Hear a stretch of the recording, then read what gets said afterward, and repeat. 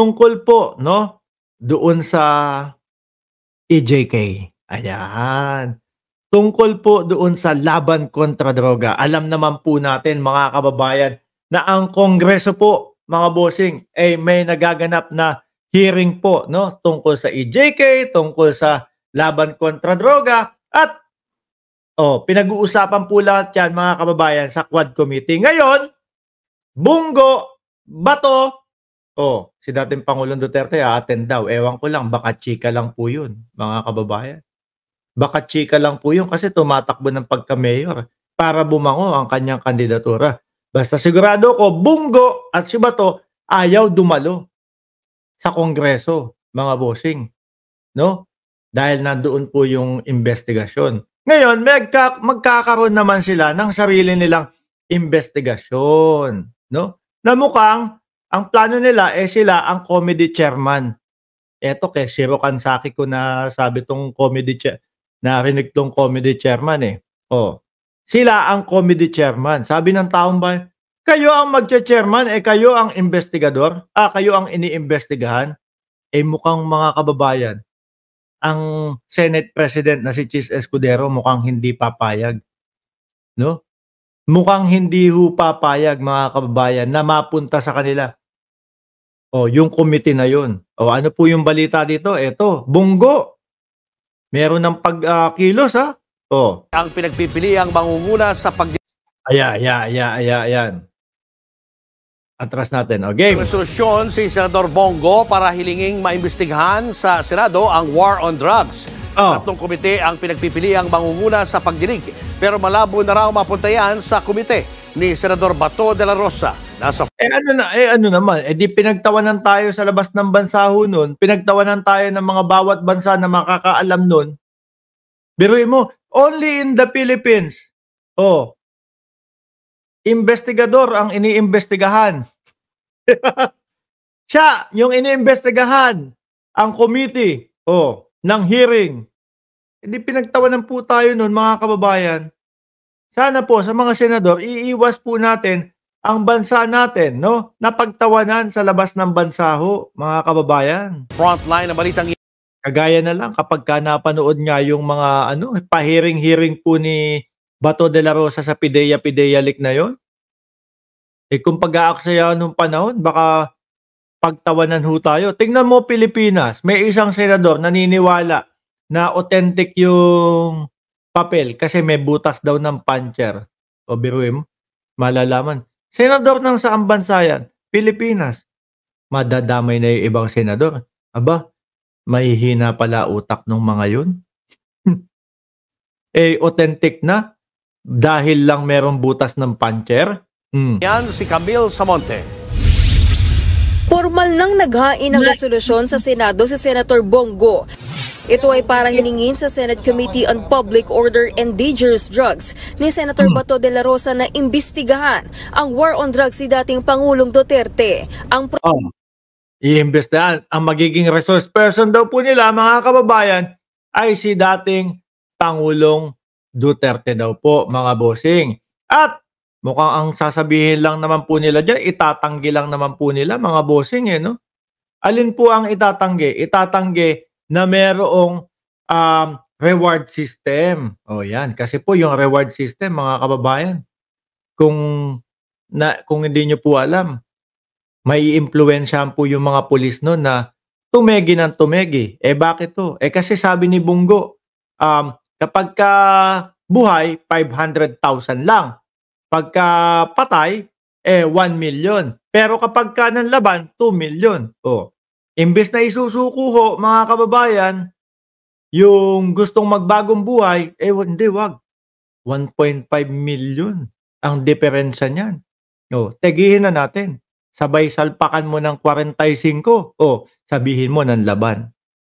Di ho ba, mga kababayan? Pero kung walang ganon, kung wala hong reward system, mga kababayan, malamang buhay yun.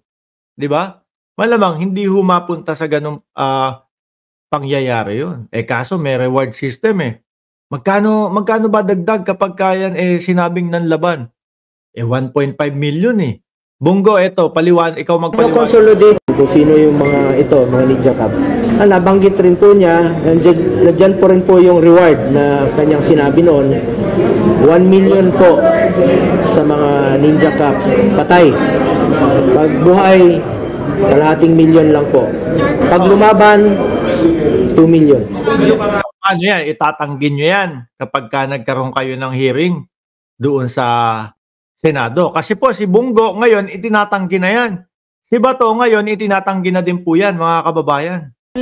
Mukhang malabo ring mangyari ang gusto ni Go dahil bukod sa nakabreak pa ang Senado, kumbinsido rin sa Senator Risa Hontiveros na mas mainam kung Committee of the Whole na mismo ng Senado ang magpatawag ng hearing imbis na ang komite lang ni De La Rosa.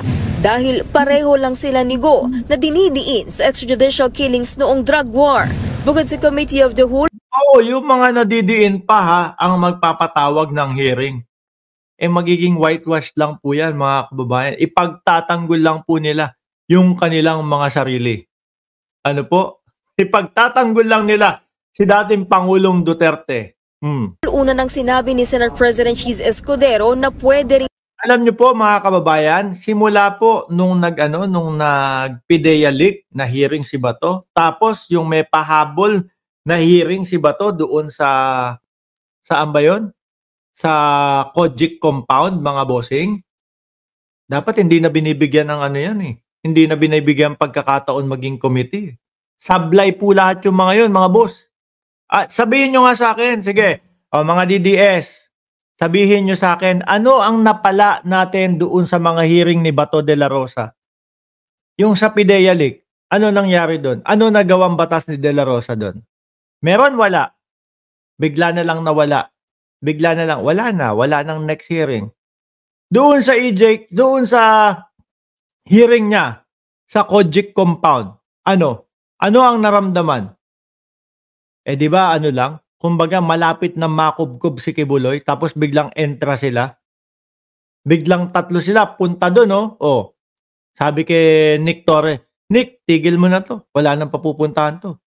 Hindi po nagpatinag yung general.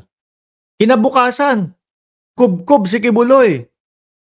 Doon mo mararamdaman, mga kababayan, na kaya lang sila pumunta doon, malapit na Baka sakaling masabihan natin na ihinto na. Dapat hindi na binibigyan ng mga pagkakataon maging mga comedy chairman, mga bossing Tumutok sa Senate inquiry ang Blue Ribbon o Justice Committee ng Senado. Kung anuman ang mapili, rerespetuhin pa rin daw ni Hontiveros kung magtatanong o sasagot din sa hearing si Go at Bato.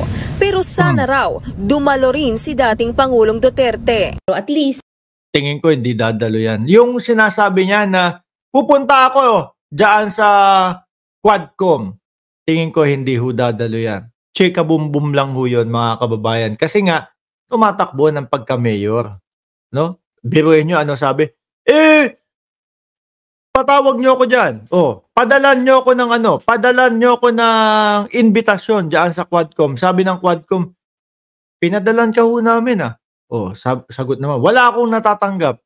Style ho ni Maharlika yun, mga kababayan. Wala akong natatanggap na sabpina Paano yan? Ganito. Pero rinig po nila sa mga balita na pinapatawag sila sa Quad Committee. Dapat kahit hindi mo na matanggap yung invitasyon, punta ka na. Sabi mo, kalat na kalat po sa mga balita na pinapatawag nyo daw po kaya pumunta na ako dito mismo. Di ba? Si Duterte, hindi naman siya senador. So, kung imbitahan siya bilang resource person, posibleng may marinig tayo sa kanya na dagdag or mahingan siya ng mga documentary submissions. Sabi naman ni De La Rosa, ayos lang sa kanya kung ibang komite ang humawak sa pagdinig. Pero dapat lang, wag kang mag-aamok, hindi mo kayang sigawan yung mga kapwa mo sa senador. Kapag kayo mga resource person mga kababayan, na hindi po pabor kay Bato de la Rosa yung sinasabi, kung duruin, I will pin you down. May ganun pa si De La Rosa, di ba? Kay Torre, sabi niya? Sige na, Nick, bilisan na natin ganito, ganyan. Wala na akong Yung tipo bang buwisit na buwisit siya, Pero sa mga kapwa niya senador, hindi niya kayang gawin niya. Iiyakan lang po sila niyan. Kagaya nung ginawa niya, hug doon sa misis ni Zubiri, sabay iyak. Yun pala. Isa siya sa bumoto para ma-impeach si Zubiri. Oh. Sinabi na rin niya dati na mas malaki ang tsansang dumalo sa Senado si Duterte kung komite niya ang mag-iimbestiga sa drug war. Di wow! Kailangan komite pa niya, no? Para mapadalo si dating Pangulong Duterte. Oh, pagkaiba ang komiting nanguna doon, hindi dadalo. Ibang klase kayo, ha? Oh. Para naman kay Senate Minority Leader Coco Pimentel, hindi kawalan sa gagawing investigasyon kung magpakita o hindi ang dating Pangulo. Nagbabalita mula sa Frontline, Camille Samonte, News 5. Mga kapatid, kaya po mga bossing, alam niyo po mga kababayan, sabi nga po no ni Senadora Leila de Lima, kung sakali nagampanan ng DOJ, no, yung kanilang trabaho na maayos, na mapanagot po yung mga lumabag sa karapatang pantao, mga kumitil ng buhay, no, hindi na daw po kailangan nakulitin pa ang ICC. Ako po, naniniwala po ako doon, mga bossing, no?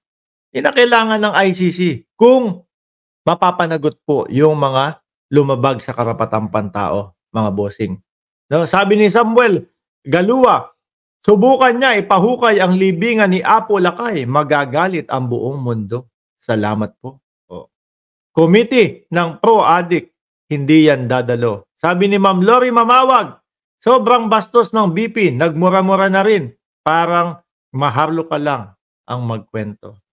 Anyway, mga boss chief amo sir, 4,500 viewers na nandiyan po, no? Doon sa hindi pa mga nakaka-subscribe dito sa ating channel. Oh. Dahil nalilibang kayo sa ating mga kwentuhan at talakayan dito. Oh, pwede niyo na pong pindutin yung subscribe button sa ilalim po, no? Pagka-pindot niyo na subscribe, lalabas notification and i-all nyo para lahat po ng live stream natin kayo ay ino-notify ni YouTube. At bago po tayo maghiwa-hiwalay mga kababayan, huwag nyo pong kalimutan na pindutin yung like button dyan para po mas i-share ni YouTube ang ating mga live stream na ginagawa po. Paano mga bossing? Ako'y magpapaalam na. Mamayang gabi po ulit mga kababayan, tayo po ay magsasama-sama alas 9 o alas 10 ng gabi. Doon naman po sa mga ngayon pa lang nakapunta, pwede nyo naman pong panoorin ito ng replay. Muli po, maraming salamat and God bless po sa ating lahat.